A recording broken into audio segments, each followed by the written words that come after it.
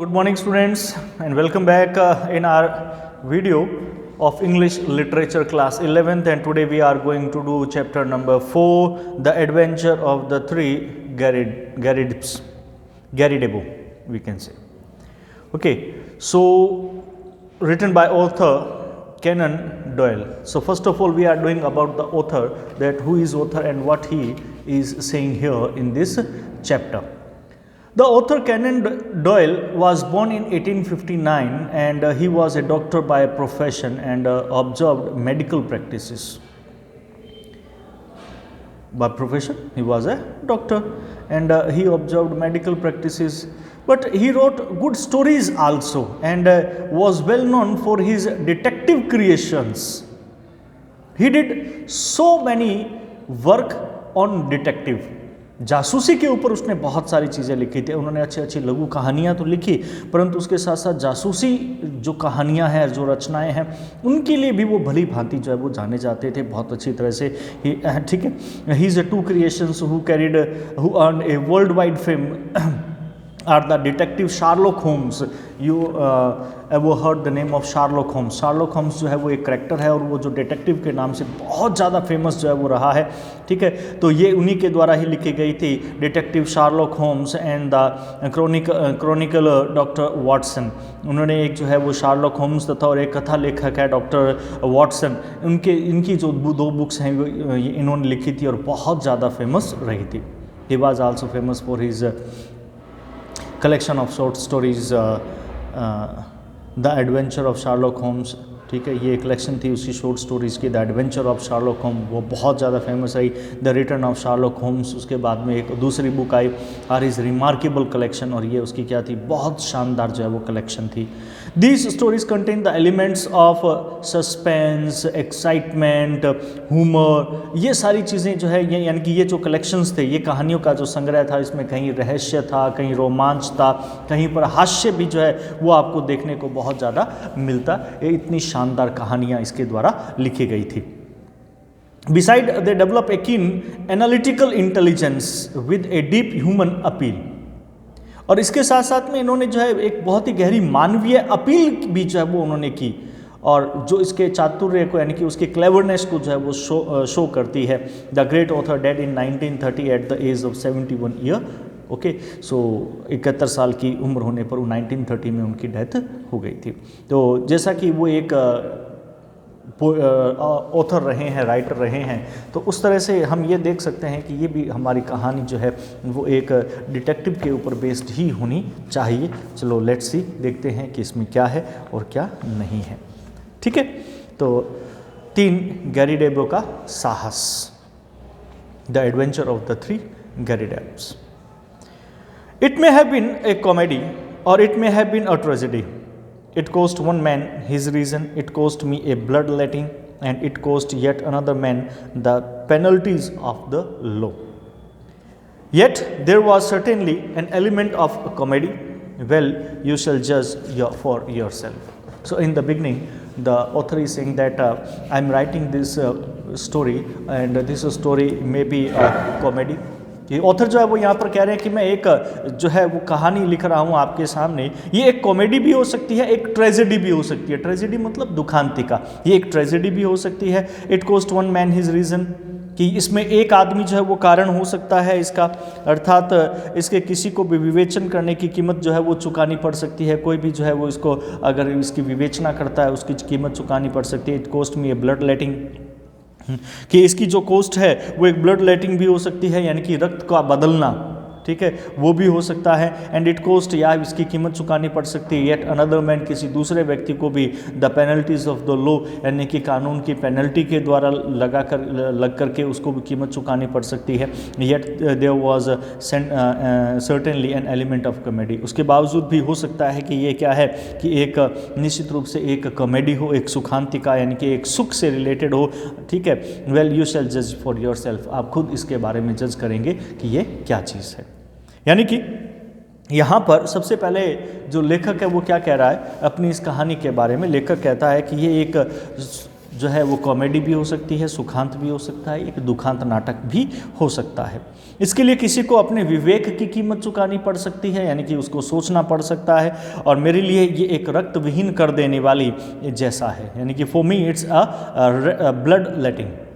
मेरे लिए जो है ये एक रक्त विहीन, ब्लड लेटिंग यानी कि रक्त विहीन, जिसके अंदर खून नहीं हो, ऐसी एक कॉमेडी जैसा है, तथा किसी अन्य व्यक्ति के लिए ये एक कानूनी जुर्माना जो है वो भरना पड़ सकता है इस कहानी के लिए। फिर भी निश्चित रूप से ये एक सुखांतिका के तत्व जो है इसमें, कॉमेडी के जो तत्व हैं वो इसमें विद्यमान हैं, और आप खुद इसके बारे में अंदाज़ा लगा सकते हैं कि ये क्या है। ठीक है, तो I remember the date very well, मुझे वो तारीख, वो दिनांक मुझे बहुत अच्छी तरह से याद है, because it was in the same month that Holmes refused a knighthood. ये वही डेट है क्योंकि उस दिन, it was the same month, ये वही महीना था जब होम्स ने क्या किया था, उसको एक नाइटहुड की उपाधि दी गई थी, जिसको उसने रिफ्यूज़ कर दिया था, मना कर दिया था, फॉर सर्विसेज, उसकी सेवाओं के लिए, which may perhaps some day be described, जिसके बारे में हम किसी और दिन जो है वो वर्णन करेंगे कि उसने क्या क्या किया था। I only refer to the matter in passing, मैं केवल उस संदर्भ में बात करूंगा, उस विषय के संदर्भ में बात करूंगा, इन पासिंग, जिससे वो गुजरा है, क्योंकि in my position of partner and confidant I am oblige to be particularly careful to avoid any indiscretion. कहता I only refer to the matter in passing, कि मैं केवल इसी संदर्भ में बात करूंगा, मैं उस बात का जिक्र केवल सरसरी तौर पर करता हूँ, ठीक है, कि बाय मैटर इन पासिंग सरसरी तौर पर करता हूँ, क्योंकि मेरी समझदारी की हैसियत में मेरा यह कर्तव्य है कि in my position of partner, मेरी समझदारी के रूप में, मेरी जो स्थिति है एक पार्टनर के रूप में, मैं ये कह सकता हूँ कि एंड कॉन्फिडेंट, और मेरे अंदर जो साहस है उस आधार पर I am oblige to be particularly careful, कि मुझे बहुत ज़्यादा क्या रहना चाहिए कि विवेकहीनता की स्थिति में को मैं टाल दूं, यानी कि मैं थोड़ा सा केयरफुल, सावधान रहूं, to avoid any indiscrimination. Indiscrimination होता है विवेकहीनता की स्थिति। आई रिपीट, मैं दोहराता हूँ वापस से, however that this enables me to fix the date, और इस चीज़ ने मुझे सक्षम कर दिया, योग्य कर दिया कि मैं वो तारीख निश्चित कर दूँ, इसलिए मुझे वो तारीख अच्छी तरह से याद है, which was the latter end of June 1902। Which was the latter, ये वो एक लेटर था एंड ऑफ जून 1902, कि जून के अंत में लिखा गया था 1902 के अंदर, shortly after the conclusion of South African war, जो कि जब एक निष्कर्ष निकला था साउथ अफ्रीकन वार का, उसके तुरंत बाद की बात है। Holmes had spent several days in bed, Holmes जो है उसने बहुत सारे, शार्लॉक होम्स की बात हो रही है जो एक डिटेक्टिव था, कि उसने बहुत सारे दिन जो है वो अपने बिस्तर में बिताए थे, वो आराम कर रहा था, as was his habit from time to time, क्योंकि ये उसकी आदत थी कि समय समय पर वो अपना आपको जो है वो थोड़ा रिलैक्स देता था।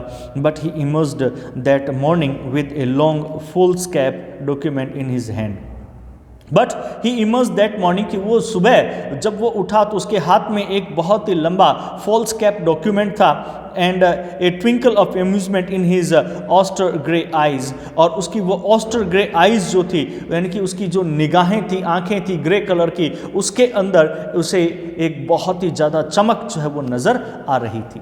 मैं थोड़ा एक बार फिर इसको रिपीट कर देता हूँ हिंदी के अंदर पूरी तरह से कि क्या था। तो यहाँ पर ये कहता है कि मुझे वो दिनांक वो अच्छी तरह याद है, वो भली भांति याद है, क्योंकि ये वो महीना था जब जेम्स ने क्या किया था, मना कर दिया था कि वो उसकी सेवाओं के लिए किसी भी प्रकार की जो उपाधि है वो नहीं लेगा। मैं इस बात का जिक्र केवल सरसरी तौर पर करता हूँ, क्योंकि मेरी समझदारी की हैसियत में मेरा ये कर्तव्य है कि मैं किसी विवेकहीनता की जो स्थिति है उसको मैं टाल दूँ। बहरहाल मैं एक बार फिर आपको मैं दोहराता हूँ, मैं अपनी बात कहता हूँ, क्योंकि इसमें ही वो बात कही गई है कि आई रिपीट इट अगेन, कि इसमें मुझे वो तारीख निश्चित करने में मदद मिलती है जो जून 1902 की बात है, कि आखिरी दिनों के अंदर, ठीक है, वो बात थी, और जो दक्षिणी अफ्रीका युद्ध की जो समाप्ति है वो हुई थी, और उसके तुरंत बाद ही कोई जो डेट है वो फिक्स थी, करनी थी, कोई तारीख थी। ये मुझे अच्छी तरह से याद है कि उसके बाद की ही कोई डेट थी, कि जैसे कि जो जेम्स की आदत है, होम्स की जो है वो आदत थी कि वो कई दिन तक बिस्तर में गुजारते थे, किंतु उस सुबह वह अपनी निष्ठुर आंखों में, यानी कि उसकी ऑस्टर आइज, ऑस्टर का मतलब होता है निष्ठुर, कठोर, कि उसकी जो कठोर आंखों में खुशी की चमक नज़र आ रही थी, क्योंकि उसके हाथ में एक लंबे आकार के कागज़ जो है वो उसके हाथ में था और उसे लेकर के वो प्रकट हुआ। क्लियर है? अब फिर उसके बाद में वो कहता है there is a chance for you to make some money. यहाँ पर उसने कहा कि फ्रेंड वाटसन सेड ही, उसने कहा अपने मित्र वाटसन को, उसने कहा कि there is a chance for you to make some money friend Watson, मित्र वाटसन, तुम्हारे पास में एक मौका है कि तुम पैसा कमा सकते हो, ऐसा है। उसने कहा have you ever heard the name of Garrideb, कि क्या तुमने कभी एक नाम सुना है, किसका? गैरीडेबो का, कि have you ever heard the name of Garrideb, क्या तुमने कभी गैरीडेब का नाम सुना है? तो उसने कहा कि भी नहीं। I admitted that I had not, मैंने स्वीकार किया कि नहीं, मैंने तो कभी नाम सुना ही नहीं कि कौन है ये। Well if you can lay your hand upon a Garrideb there is money in it, तो उसने कहा कि अगर आप किसी भी गैरीडेब के अंदर के ऊपर हाथ डालोगे, उसके ऊपर को पकड़ोगे या उसके ऊपर कोई कार्रवाई करोगे, there is money in it, तो उसमें आपको पैसा मिलेगा। उसने बोला वाह क्यों? वाटसन ने पूछा क्यों, ऐसा क्यों है? That's a long story. उसने कहा ये एक लंबी कहानी है, रादर ए विम्सिकल वन, और शायद मैं ये कह सकता हूँ कि एक विम्सिकल कहानी है। विम्सिकल मतलब मनमोजी टाइप की, ठीक है। तो उसने कहा कि ये एक मनमोजी प्रकार की कहानी है जो मैं तुम्हें बताऊंगा, पर इतना भी नहीं। I don't think in all our exploration of human complexities, कि मैं नहीं सोचता कि इन ऑल आर एक्सप्लोरेशन, कि हम जो कुछ भी खोज करते हैं ऑफ ह्यूमन कॉम्प्लेक्सिटीज़, इनकी मानवीय जटिलताओं की, we have ever come upon anything more singular, तो हम जब भी उसके निष्कर्ष में निकल करके आते हैं तो कोई भी चीज़ होती है वो अपने आप में अकेली होती है। The fellow will be here presently for cross examination, कि वो व्यक्ति जो है विल बी हेयर, उसे यहाँ पर होना चाहिए वर्तमान में फॉर क्रॉस एग्जामिनेशन, की उससे पूछताछ की जा सके। So I won't open the matter up till he comes, इसलिए ये मामला मैं तुम्हारे सामने तब तक नहीं खोलूँगा जब तक कि वो खुद यहाँ पर नहीं आता। आप गैरीडेब को यहाँ नहीं बुला लेते, बट मीनवाइल, परंतु इसी दौरान, that's the name we want, ये वो नाम है जिसे मैं यहाँ पर चाहता हूँ, तुम उसे बुलाओ, हम उससे बात करना चाहते हैं। मतलब क्या है इसका, एक बार फिर मैं आपको थोड़ा सा बता दूं डिस्क्रिप्शन के अंदर, कि यहाँ पर जब उसके पास में वो लेटर आता है तो वो कहता है कि मित्र वाटसन, तुम्हारे लिए धन कमाने का एक अवसर आ गया है, क्या तुमने कभी गैरीडेब का नाम सुना है? तो वाटसन ने स्वीकार करते हुए कहा, उसने स्वीकार करते हुए कहा कि हाँ नहीं, मैंने नहीं सुना नाम। क्या यदि तुम गैरीडेब नाम के व्यक्ति पर उंगली रखोगे या रख सको तो तुमको पैसे मिलेंगे। तो उसने पूछा क्यों, ये ऐसा क्यों है?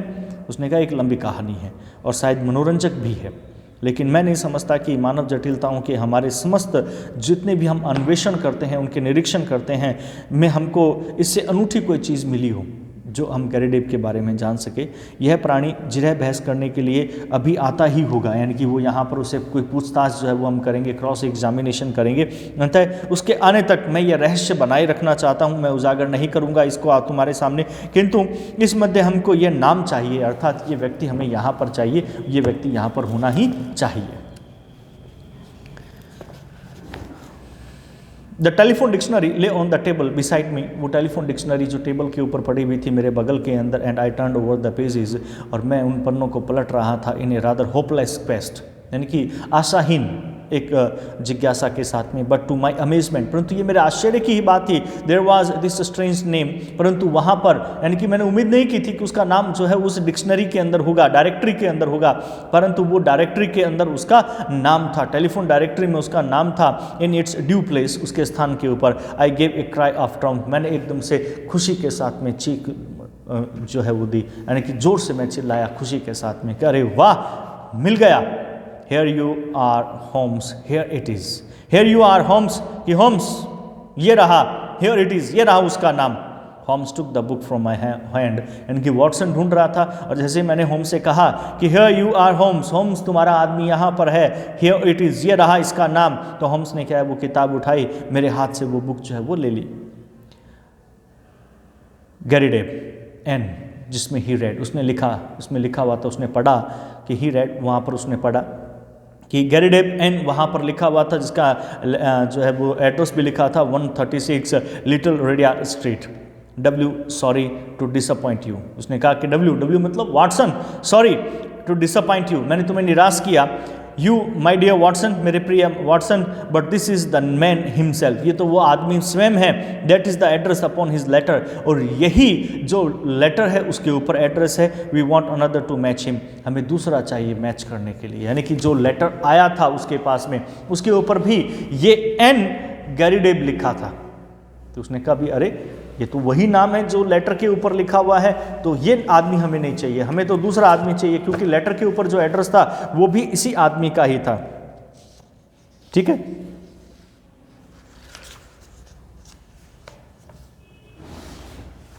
क्योंकि इसी व्यक्ति ने क्या किया था, लेटर जो है वो भेजा था, तो इसलिए उसने कहा कि भी मैं तुम्हें निराश कर रहा हूं, परंतु ये वो व्यक्ति नहीं है। मिसिज हडसन हैड कम इन, तभी मिसिज हडसन जो है वो अंदर आई, इन विच ए कार्ड अपॉन ए ट्रे, जो कि एक ट्रे के ऊपर उसने कार्ड ले रखा था। आई टुक इट अप, मैंने उसे उठा लिया, एंड ग्लांस्ड एट इट, मैंने उसके ऊपर एक नज़र डाली। Why here it is, I cried in amazement, एकदम से मैंने कहा क्यों, अरे हियर इट इज़, ये रहा। आई क्राइड इन अमेजमेंट, मैं आश्चर्य के साथ में चिल्लाया। This is a different initial, ये तो इसमें दूसरे अलग ही हस्ताक्षर हैं। इनिशियल मतलब सिग्नेचर, कि इसमें तो एक डिफरेंट सिग्नेचर है, अलग ही सिग्नेचर है, जॉन गैरीडेब। इसमें तो जॉन गैरीडेब का नाम लिखा हुआ है, counsellor at law, Moorville, Kansas, USA, और इसका एड्रेस भी अलग है, मतलब ये भी व्यक्ति अलग है। अर्थात आपके पास में जो लेटर पहले आया वो अलग था, वो N गैरीडेब का था, यहाँ पर ये J गैरीडेब यानी कि जॉन गैरीडेब है, और इसका एड्रेस भी अलग है। तो ये दूसरा लेटर कैसे आया भाई? Holmes smiled as he looked at the card, तो होम्स जो है वो मुस्कुराया जैसे ही उसने कार्ड की तरफ देखा। यानी कि पहले एक कार्ड आया था जिसमें वो दूसरा नाम ढूंढ रहे थे, अब दूसरा कार्ड आया, अब उसमें देखो क्या लिखा हुआ है। ठीक है, तो उसने देखा, I am afraid you must make you yet another effort.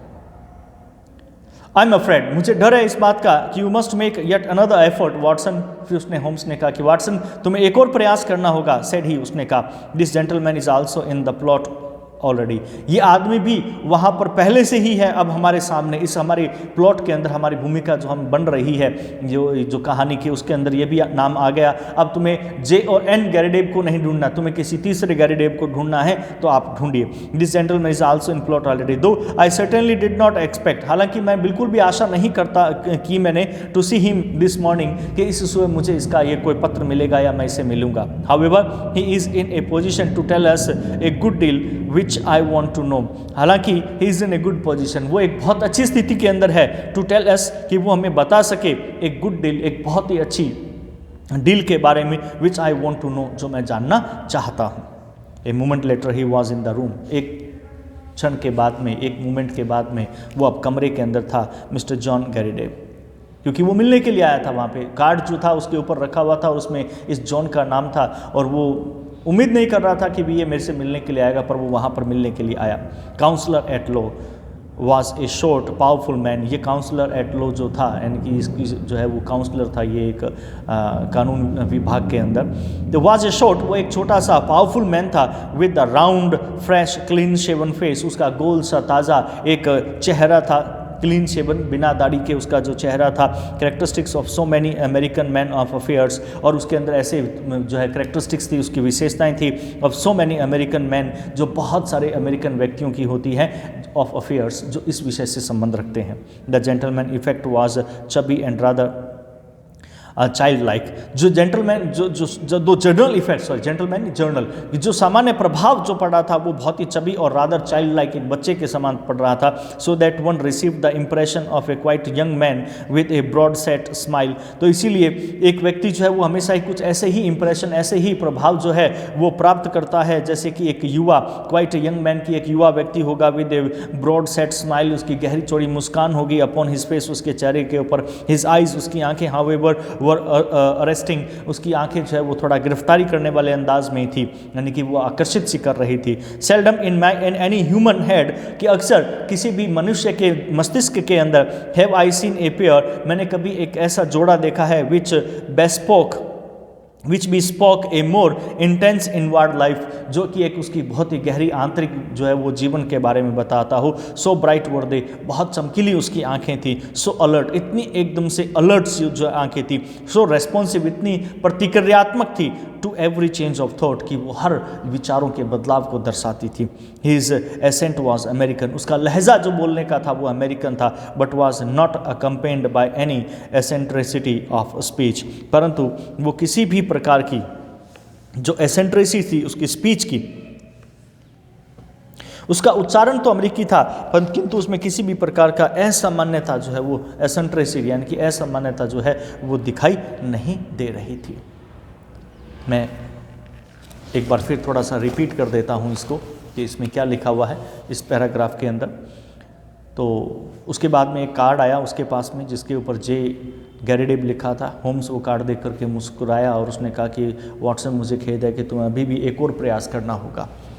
यह भद्र पुरुष भी पहले की तरह ही, यानी कि ये जो पुरुष है यानी कि ये व्यक्ति है, मैं इसकी उम्मीद नहीं कर रहा था कि ये मुझसे मिलने के लिए आएगा। पहले ही इस अभियान में शामिल है, हालांकि मुझे इसी सुबह उससे मिलने की उम्मीद नहीं थी। बहरहाल वे काफ़ी हद तक मुझे वह बता सकता है जो मैं जानना चाहता हूँ, इसलिए मैं इससे बात करना चाहूँगा। कुछ ही देर में वो कमरे के अंदर अब आ गया, वहाँ पर उपस्थित था मिस्टर जॉन गैरिडेब, काउंसलर एटला, एक नाट्य कद का जो है वो व्यक्ति था जिसका चेहरा गोल व चिकना था। लक्षण बहुत से उससे कार्यशील अमेरिकियों के जैसे थे। सामान्य दिखावट, गोल मटोल, या यूँ कहें कि एक बच्चे जैसे वो दिखने वाला था, जिसमें देखने वाले को ऐसा लगता है कि वह चेहरे पर मुस्कुराहट लिए हुए एक काफ़ी युवा व्यक्ति था। खैर, उसकी आंखें आकर्षक थी। किसी मानव चेहरे पर मैंने शायद ही कभी ऐसी आंखों का जोड़ा जो है वो देखा था जो एक गहरे आंतरिक जीवन का आभास करवाता हो। वे चमकीली थी, चौकन्नी थी, तब प्रत्येक परिवर्तित विचारों के ऊपर वो जवाबदेह थी, वो कोई न कोई जवाब देने को तैयार थी। उसका उच्चारण तो अमेरिकी था, किंतु उसमें किसी भी प्रकार का असामान्यता जो है वो नज़र नहीं आ रही थी। तो आज हम इतना ही करेंगे इस वीडियो के अंदर। बाकी का पार्ट, क्योंकि ये काफ़ी इंटरेस्टिंग सी स्टोरी है, तो कल हम इसका नेक्स्ट पार्ट जो है वो करेंगे नेक्स्ट वीडियो के अंदर। तब तक अगर आपको कोई प्रॉब्लम आती है तो आप मुझसे पूछ सकते हैं। और till then, good bye, thank you and have a nice day.